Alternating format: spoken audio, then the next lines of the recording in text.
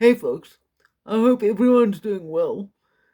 I wanted to come on here because there's something interesting happening in South African politics at the moment, and it's something I didn't expect.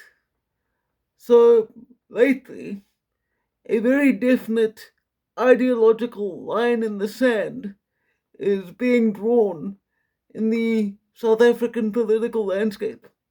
And what that is, in very simplified terms, is a disagreement between parties that are more in favor of more or less free markets and parties that instead want a kind of race based communism.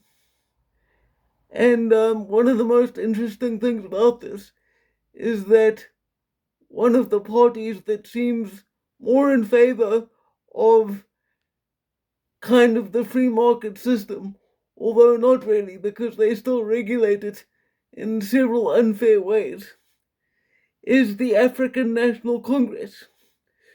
Now, hearing me say that, people who know something about the history of South African politics will no doubt respond, but Lachlan, the African National Congress, or ANC for short, is by nature a communist party. To which I would say, yes, the ANC is communist in theory, but in practice, this is what it looks like. The current president of the ANC and therefore president of South Africa, Cyril Ramaphosa, is a billionaire. Not only that, he is related by marriage to another South African billionaire. And although ANC politicians employ the rhetoric and kind of outward appearance of communist policy and ideological stances, they do not embody that in the decisions they make or the lives they live. So, what we have, I suppose I should give a little bit further context to this. In the most recent national election that was held a few months ago, the ANC lost its parliamentary majority and was thereby numerically forced to enter into a coalition government with the main opposition, the Democratic Alliance, and several other smaller parties. The government we have now is broadly referred to as a government of national unity. In opposition to this, two main parties have risen. The Economic Freedom Fighters, led by Julius Malema, and the Umkhonto weSizwe Party. For those who don't speak Zulu, which will be most of you, Umkhonto weSizwe translates literally to Spear of the Nation. And Spear of the Nation, or the MK Party, just for ease of reference, is headed by former South African president and former ANC member Jacob Zuma.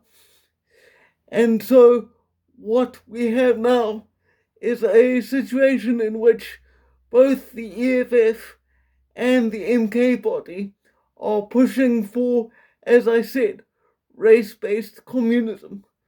Because I believe, and I think that if you look at the history of the last 15 or so years in South Africa, this bears true that the reason that the EFF and now the MK Party exist is that their leaders are dissatisfied with the fact that the ANC was not quick enough to completely dispossess the white minority of South Africa.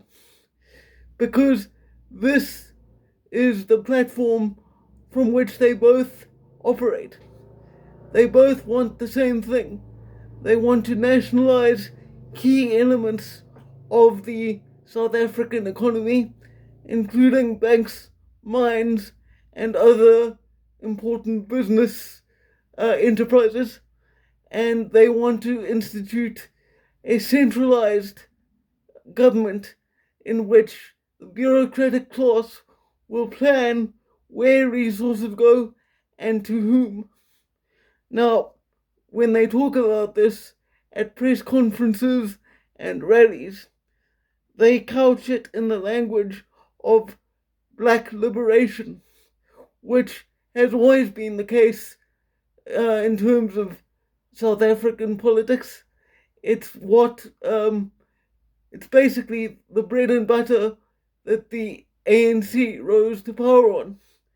And although they too still speak in those terms, they have realized that, or this is what it seems to me anyway, they have realized that communism in practice does not work, and trying to hold a monopoly on power has failed them. One of the main ways in which this can be seen is that they finally relented and allowed private enterprise to generate electrical power to feed into the South African grid when they finally accepted that they did not have the competence or the skill to repair and expand the grid as was necessary to minimize and hopefully eliminate load shedding. Once again, load shedding being the necessary and scheduled power outages that have been going on for well over a decade in South Africa to avoid a total grid collapse. And so it's a very interesting time here because you have the EFF and the MK party nakedly demanding an institution of race based communism and a return, I might add, to the system of tribal customary law versus a kind of Western thinking coalition of parties that are quite happy to have a more or less free market economy where people can start their own businesses and develop their own success. So I think that the coming years in this country are going to be very interesting and probably quite volatile, politically speaking. All I can hope is that there aren't too many destructive riots, because riots where large scale damage is done have happened in the past, and I have no reason to believe that they could not happen again if things become too tense among our people. Anyway, that's all I've got to say for now, and look after yourselves.